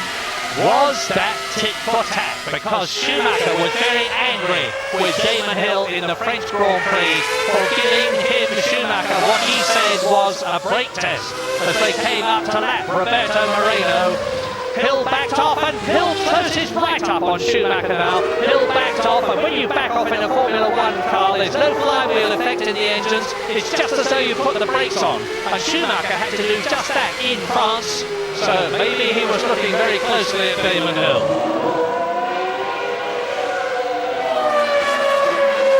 This is the best battle of any Grand Prix this year. It's Mark Blundell that's now in front of Michael Schumacher, but to have a 2/3 distance, the two arch rivals separated by 1 to 2 seconds is absolutely fantastic. With Damon Hill on his home ground, pumped up as much as any driver ever can be, Michael Schumacher knows too that this is the time when he needs to prove, if he believes it, that he's the best driver, and it's all going to happen in the next 15 laps here at Silverstone. Schumacher, rightly or wrongly, believes that the British Grand Prix last year was taken away from him unfairly due to that black flag incident. That's a point of view thing as well, but he's going to be just as determined to stay ahead of Damon as Damon is going to be determined to get past him. And it's going to make an enormous difference in World Championship terms, because if Schumacher can stay ahead of Hill and win the British Grand Prix, he will increase his World Championship lead of 11 points by 4 points. If Damon Hill could get past Michael Schumacher and win, it would decrease the gap from 11 points to 7 points. Oh, what's happened? Damon's lost it, has he? Stops! Off! They're both off! Who's that? Is that a Tyrrell, or is it? It's Schumacher. They're both off. They're both out. Now you suddenly saw Damon Hill's steering wheel whirl about in his hands. Now whether they collided or not, I do not know. But whatever. Well, hang on. We're going to show you what happened. Schumacher waves his hand in disgust Now this is it. Here they are. Schumacher on the left, Damon Hill on the right. Damon attacks, goes through on the inside. Contact. Now there's going to be a big argument about that. Damon Hill will say, I was close enough to get through on the inside. Schumacher will say, in no way were you. But the result is, of course, that Johnny Herbert is leading the British Grand Prix. Well, I think looking at that, Damon Hill is really far too far away. Let's have another look now. This is through the 150 miles an hour bridge corner. Look, he's a long way away from Michael Schumacher. I don't know quite what was going through his mind there, but certainly Schumacher braked relatively early, but Schumacher turns in. Damon really has committed himself in a big way to come up the inside there, and unless Schumacher had some kind of a problem that we don't know about that caused him to brake very early, and he was certainly braking a little bit early. I don't think his handling of his car was that good, but that was, to my mind, far too much of an opportunist manoeuvre, I'm afraid, for Damon Hill there. There was still 14 laps to go of the British Grand Prix, and if there was a time for that kind of do-or-die manoeuvre, it was going to be a lot later on in the race than that, and I really find it, I think probably Damon saw Michael slow and thought he had half a chance and committed himself. Let's have another look there. He comes up the inside, but he's going too quickly. He just cannot stop. He's committing himself too early. That's the way it looked to me. Well, what a pity. But for Michael Schumacher and Damon Hill, as Damon dejectedly walks in, and do I detect from his body language that maybe he felt he was being a bit precipitate, or maybe reading something into his stance? Well, he's fed up. You see he pulls the tube away from his helmet. Just as in 1993 he saw the British Grand Prix slip from his grasp, so it has in 1995. But for Damon Hill and Michael Schumacher, now read Johnny Herbert and David Coulthard, because there is a new Benetton and Williams battle for victory in the British Grand Prix, and you are looking at it. Johnny Herbert leading, the man who so many people, including myself, have tipped as a Grand Prix star of the future for a long time, with the man who is undoubtedly a Grand Prix star of the present, and we're riding with David Coulthard. Some people have said this is going to be David Coulthard's first Grand Prix victory. It's his 16th career race. There are 16 races in the season. Damon almost home, but it means that his World Championship gap to Michael Schumacher has been unchanged. It remains at 11 points, and the Williams team's hopes are now in the capable 24-year-old hands of Scotsman David Coulthard, chasing Johnny Herbert, who will know that it's down to him to get 10 World Championship points for Benetton. Johnny siding his way through the traffic, and Coulthard right in his wheel tracks. And again, if Coulthard had any space to go by, he would have gone by Johnny Herbert then. Now that is Heinz-Harald Frentzen, the Sauber driver, ahead of Johnny Herbert there. And these cars, the Benetton of Herbert and the Williams of Coulthard, they both have the same Renault engine. They're the same speed on the straights. Neither of them have got any more pit stops to go. And Coulthard comes to have a look at the inside, just like Damon Hill tried to do. Exactly the same place, but this time they kept away from each other. And I can tell you this, there are some spots of rain falling on lap 48 of the 61 lap incident-filled British Grand Prix. Over the line to complete the lap and start another one. Herbert leads, Coulthard second. They're coming up to Frentzen, and Coulthard is now effectively 30 seconds behind Johnny Herbert, because he has exceeded the 75 mile an hour pit lane speed limit, and that means to say that with John Alesi 7.5 seconds behind Coulthard, and therefore the same amount behind Johnny Herbert, Johnny's basically got to keep the car going to come home to win the British Grand Prix. David Coulthard doesn't know about his penalty, and what a pity. He fights, and Johnny Herbert fights back. He doesn't know either, of course. They think they're fighting for the lead. What a pity they're not. What a pity they're not. Oh, Coulthard passes Herbert, who tries to repass and fails. Coulthard stays ahead, but he's going to have to come in, and it's going to be a very downcast Scotsman. The adrenaline must be flowing in bucketful.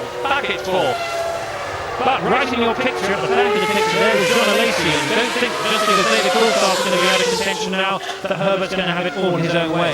Because John Lacey in the Ferrari is going to be moving up to second place. He's only 7.5 seconds behind, and when John Lacey gets any kind of scent of a win here again, he's going to be charging that Ferrari around with such panache that it should make great viewing from our side. So Coulthard may not come in this lap because he may not have got the message yet. We'll have to watch at the pit board. We'll have a look at that. He'll be getting the radio message. He won't believe it. He really won't believe it. He hasn't had an inside then. It'll be coming through his radio if he's getting it at all. I'm sure that between Coulthard and the Williams team, they will be professional enough to make sure that he does come in. But Herbert will have been told, I'm sure, Herbert will have been told, look, don't worry about David. He's got to come in. He's going to be losing 30 seconds. But on the other hand, Herbert's still got John Lacey, who's now only 6 seconds behind. And Lacey took 1.5 seconds off that battling duo, and that was probably because they were doing exactly that, battling between them.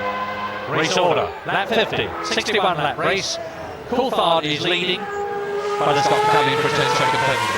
Johnny Herbert, the second of the two cars you're looking at, will therefore take the lead.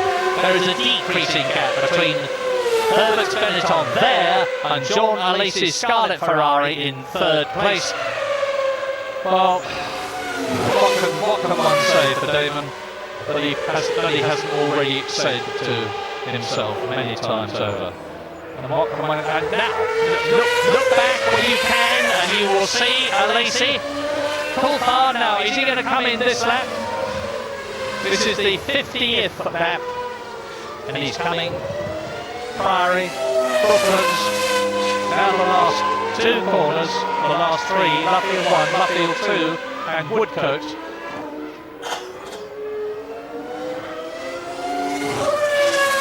Now, there is Jean Alesi. Well, what's happening to David Coulthard? If he doesn't come in on the next lap, he's going to be in big trouble.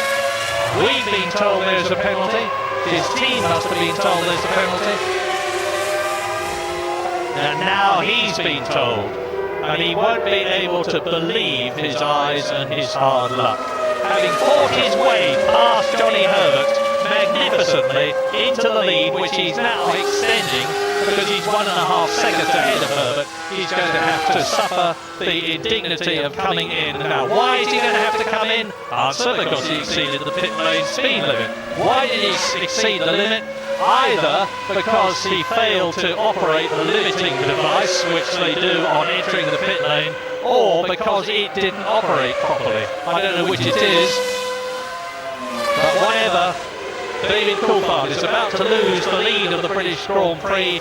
Johnny Herbert will be a few laps away from it, but not if Jean Alesi, who can sense a second victory, having already won in Canada this year, that was 2 races ago, can do anything about it, and he will be trying. And when Jean Alesi tries, it is a sight to behold. So, Coulthard, number 1, coming in.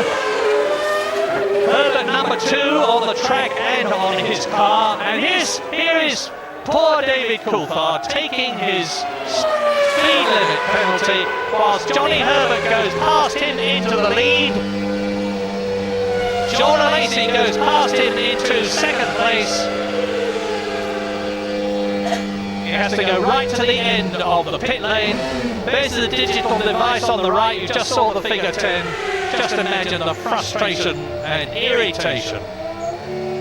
2, 1, go for it! And he does.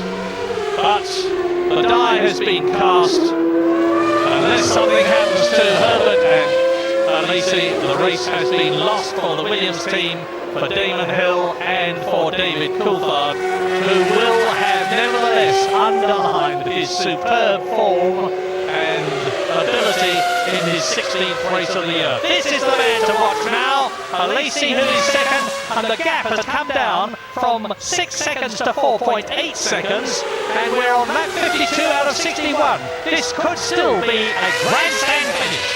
This is the finish line. It was 4.8 seconds from Herbert to Coulthard, but then another 1.6 seconds there back to Alesi, and so Alesi's actually lost a little bit of ground on that. He's going to have to work very hard to try and get up on terms with Johnny Herbert. He's got to A, catch him up, and of course B, get behind. He's only got 9 laps more now to do it, and it's my guess that if Johnny Herbert can keep neat, doesn't make any mistakes, and keeps his nose clean, he can win the British Grand Prix. That he will be totally bemused about. I'm sure of that. And that's not to discredit Johnny Herbert at all, but he's had a pretty tough time of it this year. Being number 2 to Michael Schumacher is not an easy berth for any driver. But Johnny he's been really tremendous about it. He's been a very solid member of the team. He's accepted his lot and got on there and worked on his own setups with the car, accepting that Michael Schumacher will have the lion's share of the testing and of the engineering expertise. That's not to say Johnny's car is not in every way a match for that of Michael Schumacher, but certainly in terms of the psychology of it, Schumacher is very much has the upper hand at the Benetton team. But we should also give a mention to fellow British driver who we haven't seen much of at all, Mark Blundell, who is up to 4th place there, giving McLaren their best performance of the year so far at the moment, with the Mercedes-Benz engine there. Barrichello is just 2.5 seconds. That's Mark Blundell in 4th place. He really is having a very good run of a weekend. He was showing good form in qualifying, closer to teammate Mika Hakkinen than he's ever been anywhere else. Really rising to the challenge and trying to do whatever he can. I think he's done most of it already here this weekend to cement his position in the McLaren team for the balance of the year, because he was originally only a temporary stand-in. Bit of rain there coming in on the camera. They're going to be watching their visors to see how many drops or have the drops build up. That's going to be the telltale warning sign. But Blundell wants to prove that he deserves to stay in that McLaren for the balance of the year. I think he's got a very good chance of doing it. But just behind him, Rubens Barrichello is only 2.5 seconds. He's taken a second off Blundell's lead in 4th place. Barrichello now only 1.5 seconds behind, and I think closing. So the battle is now at its best for the 4th place between Blundell and Barrichello. Let's just review the situation on lap 54 out of 61. Johnny Herbert leads. This is his 71st Grand Prix. This man who has driven for Lotus, for Tyrrell, for Benetton before, then for the Ligier team, and now for Benetton again. And it looks as though he really is on his way, because there are 9 laps left, including the one, 8 laps left, including the one that he is on. He is 6.5 seconds ahead of John Alesi. If the rain holds off, he's going to be all right, because his tyres will be gripping. David Coulthard is down into 3rd position as a result of that penalty, and he's 19 seconds behind Alesi. It looks as though the best he and Williams can hope for is a 3rd place. Mark Blundell, as Jonathan has said, it's a magnificent drive by him in 4th place, because Mark never expected to be in Grand Prix racing this year, but he still had 2 finishes in the points this year, a 5th place and a 6th place, and it looks as though he's going one better already. But Rubens Barrichello is less than a second now behind the McLaren Mercedes, as Johnny Herbert swings right to complete his 54th lap. And now let's see, it was 6.4 seconds between him and Alesi, and as Alesi goes across the line, it is 6.5 seconds. So Johnny has got things under control at the moment. Well, Alesi there 6.1 seconds behind Herbert that lap. Alesi having taken off just 0.4 of a second, but that's not enough. Alesi will not get to within 2 seconds of Johnny Herbert, and he continues to close at that rate. But thoughts back with Rubens Barrichello there in 5th place. Barrichello was running in 5th place in last year's British Grand Prix in the very late stages, with a McLaren ahead of him, except this time it wasn't Mark Blundell, it was Mika Hakkinen, and on the very last corner, at the very last lap, Hakkinen, or rather Barrichello, tried to come up the inside of Hakkinen, and Hakkinen closed the door. They both spun, and Barrichello finished the race in 5th place, but in the pit lane he didn't realise the race had finished on that lap, and Hakkinen went on to struggle across with his wounded McLaren to take 4th place. So let's hope that we don't get that kind of result from This Is the Battle. Barrichello there, Blundell ahead, the McLaren-Jordan battle. McLaren and Jordan have been vying for supremacy in what I term Division 2. We've got Division 1 of Benetton, Williams and Ferrari, Division 2 of Jordan and McLaren. Let's see who comes out on top. It's going to be close, and there's Michael Schumacher there. Michael Schumacher, understandably looking pretty fed up and dejected, about to be interviewed by the German commentator. But Rubens Barrichello, look, this is it. This is the battle for 4th position, where with 5th place Rubens Barrichello, who's already had a 2nd place in Canada this year, And I said earlier on, his morale had increased as a result of getting pretty close to Eddie Irvine, who had consistently out-qualified and out-raced him. And now Rubens, the youngest driver in the race, the ex-kart champion, ex-GM Lotus champion, ex-British Formula 3 champion, and who did very well in Formula 3000 before joining the Jordan team in 1993, can see an opportunity to make it fourth place by getting past Mark Blundell. But McLaren want the points just as much as Jordan does. Meantime, race leader Johnny Herbert is on his 56th lap. He's still over 6 seconds ahead of Alesi's Ferrari. Down to Cox. Blundell, number 7. Rubens Barrichello, number 14, McLaren and Jordan. It is getting close, it's getting desperate for Mark Blundell. Barrichello right up behind him. This is the most difficult part of the course in terms of handling ability, and that's where the Jordan in the past this season has been better than McLaren in the handling area, but it doesn't seem to be now, because the gap between the two of them as they go down the hanger straight in 4th and 5th place remains the same, down the Stowe corner. Right up on braking comes Rubens Barrichello, but then Mark Blundell gets the power on earlier and pulls away again. Into the Vale, the left-hander before club. And again, Barrichello closes up. Right up, but Mark Blundell knows he's there. He's got mirrors on either side of his windscreen. There they are, sticking out. And he knows Rubens Barrichello is there, and he knows how to keep him behind.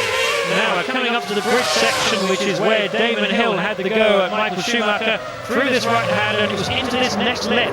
Hill came up the inside there, and Barrichello was a lot closer to Blundell than Hill was to Schumacher on the approach to that bridge corner. One of the problems with that overtaking opportunity as a potential place is that the very fast bridge corner is one in which it's very hard, in fact impossible, to get right up behind another car because you lose your downforce because of the air coming off the car ahead. And it's interesting to compare the two characters of these two drivers. Blundell's been around for a long time. He's a tough, gritty driver, and Barrichello, I don't think, has got the level of aggression in him that actually Blundell will have in this kind of dueling situation. Barrichello is supremely gifted, he's very smooth, more of a cross kind of style, and I think Barrichello is going to be better at catching Blundell up than actually forcing a way by, and I think we're going to see Blundell defend his position very robustly indeed in head. And interestingly enough, Rubens Barrichello that we're riding with, and Johnny Herbert, who is leading this race with Mark Blundell. Mark Blundell and Herbert have both won the Le Mans 24-hour race. But if you didn't see it earlier on, this is how the battle for leadership was resolved between Michael Schumacher and Damon Hill, when Damon Hill, in the opinion of a lot of people, tried something that was not possible. I'm sure Michael Schumacher is going to say that. Got inside the Benetton, made contact, put them both out of the race. So Schumacher, who was leading, Damon Hill, who was second, in what was going to be a tremendous climax, were both out, and the race leader then became Johnny Herbert, that we're looking at now. He's on his 58th lap out of 61. He's increasing his lead over the Ferrari of Jean Alesi because it's up to 6.8 seconds. But when Hill and Schumacher went out and Herbert became third, it wasn't for very long, because David Coulthard fought his way superbly in the Williams Renault past the Benetton Renault that you are looking at now, only to get a 10-second penalty for speeding in the pit lane. In he went. Back into first place went Johnny Herbert. Up into second place went Jean Alesi. Down to third place, where he is now, went David Coulthard. And the order on lap 58 out of 61, with Johnny Herbert coming through shortly to complete his 58th lap and enter his 59th. Just 3 laps to go now for Johnny Herbert, with Alesi nearly 7 seconds behind him. Johnny looks as though he's going to get the job done.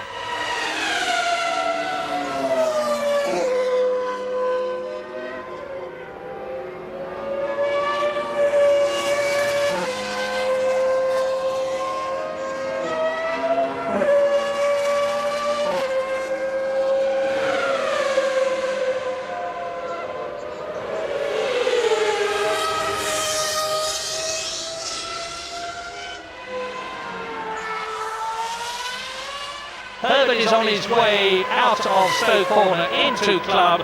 Coulthard is third. Blundell is still fourth. A whisker ahead of less than a car's length ahead of Barrichello fifth. And up to sixth place in the points again comes Frenchman Olivier Parnis in the Ligier. Some recompense for Martin Brundle having gone off much earlier in the race. Well, what a magnificent British Grand Prix this has been. We saw Damon Hill have the perfect start, pole position, and then he made the perfect start away from the grid to lead, held up by this man, John Alesi, who held up the pursuing Michael Schumacher. And it was really very, very even indeed in terms of pace between Schumacher and Hill.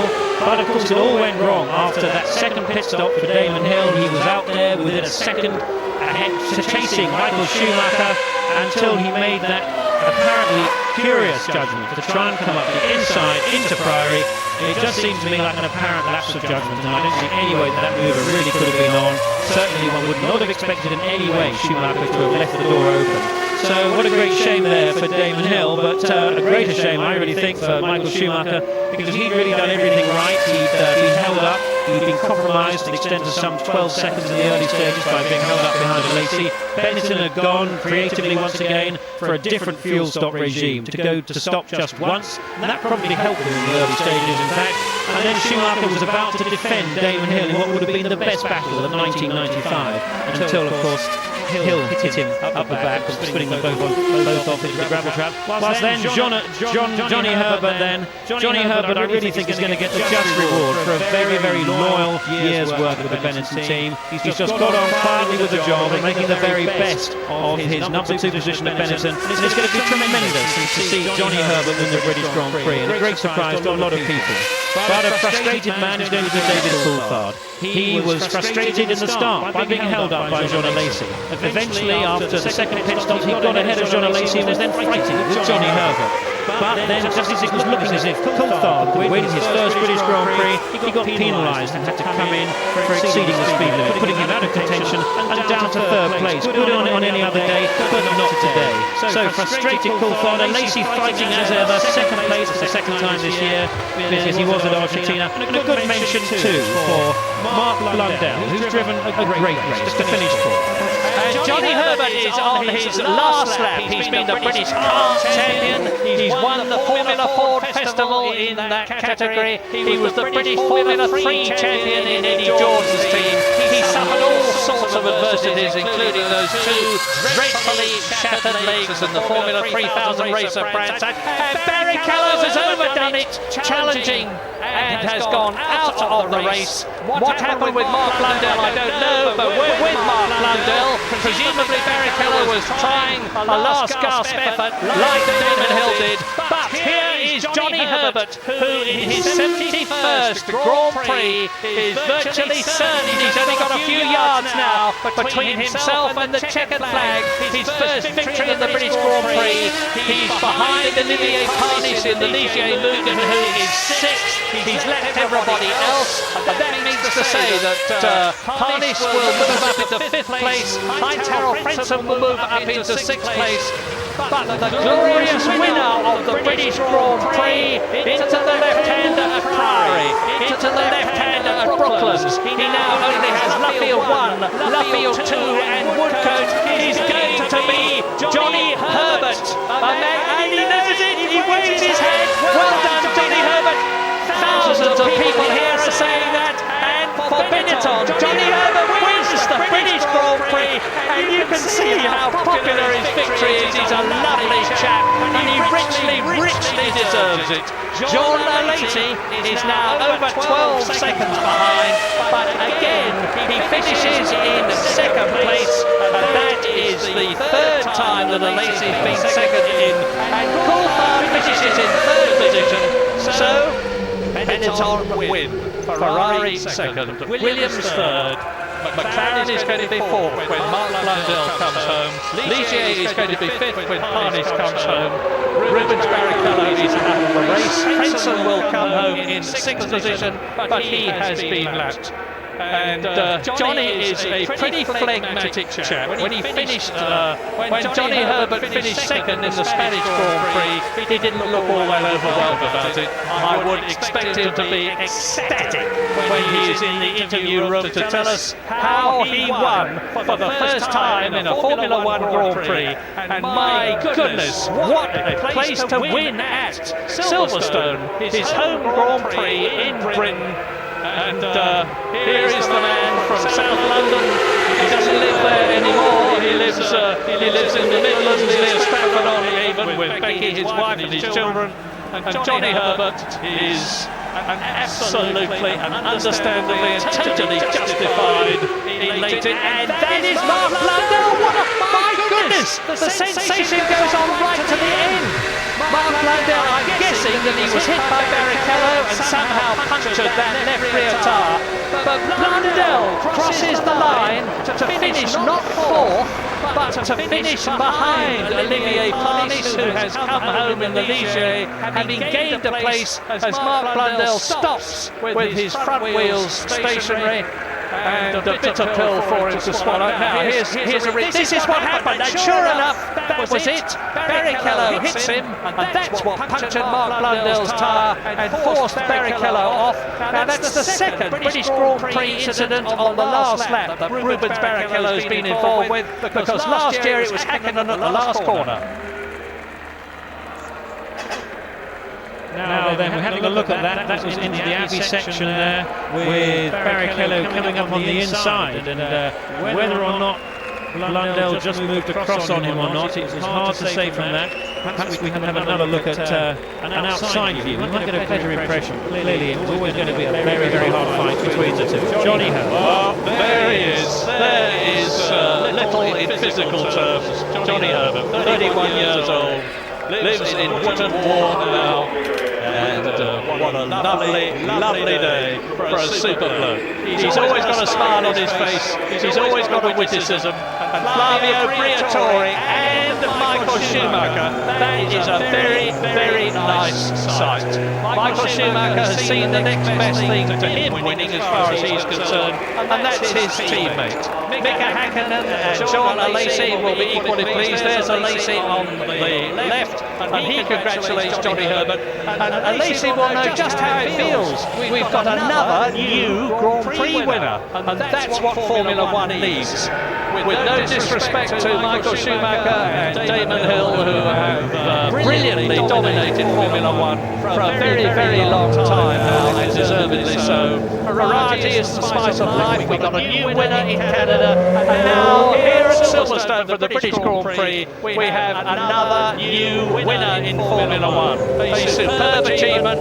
Off comes the balaclava. He's talking to Charlie Whiting, who is the FIA's technical delegate, who has to make sure that everything is right. And up to the interview room goes Johnny Herbert with team boss Flavio Briatore. Another victory for Benetton, another victory for Renault. And that is the difference between winning and losing for a driver. Look at that dejected face there of David Coulthard. He really is full of dismay as to what's happened. Third place on any other day wouldn't have been a bad result, but not today. Today was his opportunity to win a Grand Prix. But still managing a bit of a smile there, but it's a forced one, I'm afraid. And when we look at that rostrum, we're going to see even more of forced smiles, but not from Johnny Herbert there, coming up there finally. And it's just so wonderful to see Johnny, a driver who started in Formula One back in 1989 with the Benetton team, in fact, and then left the team, came back, and very lovely to see David Coulthard being so generous in his praise for Johnny Herbert there. John Alesi again just showing what a good, hard-charging driver he is. Look at him, he is absolutely youthful. Who can blame him? Did you hear the crowd?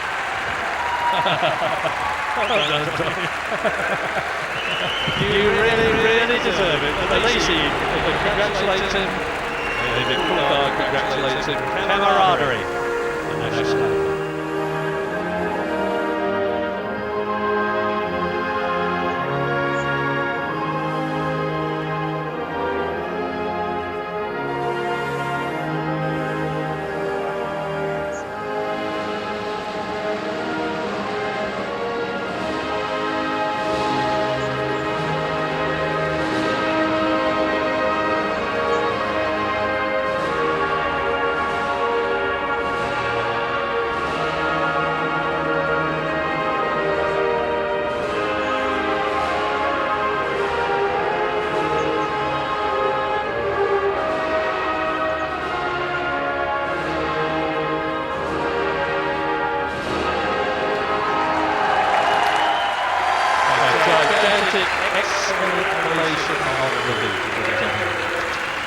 His Royal Highness Prince Michael of Kent, as President of the Royal Automobile Club, presents the magnificent gold trophy. What a trophy.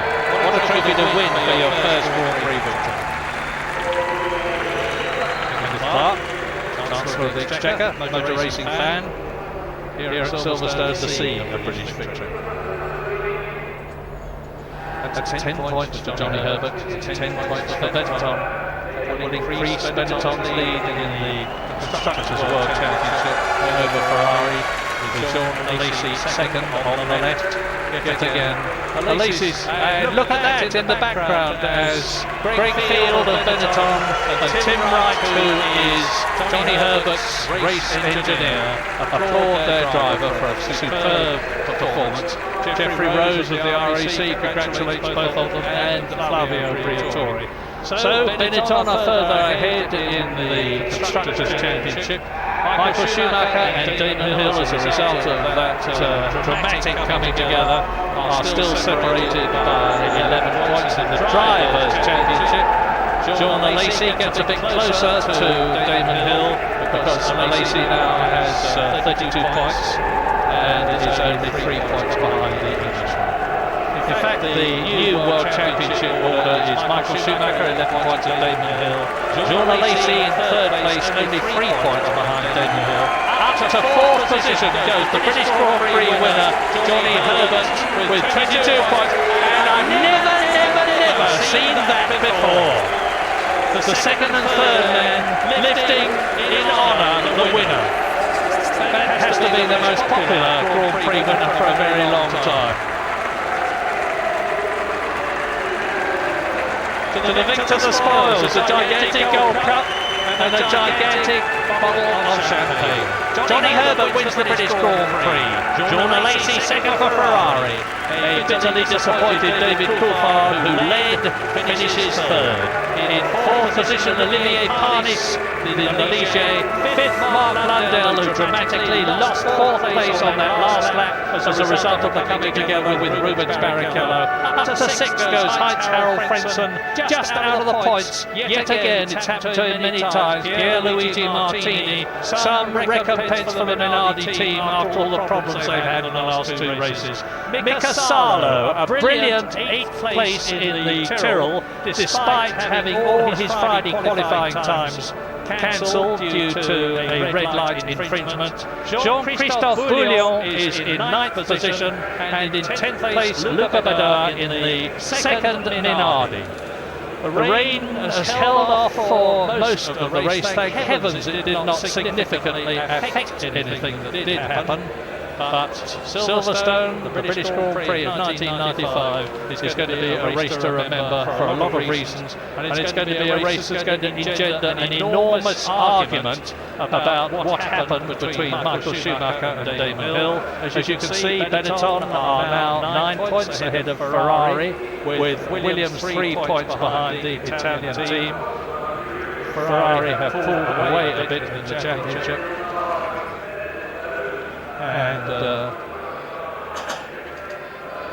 And that fifth place for Mark Blundell has enabled the McLaren team to get a bit closer to Jordan, who are still in fourth position in the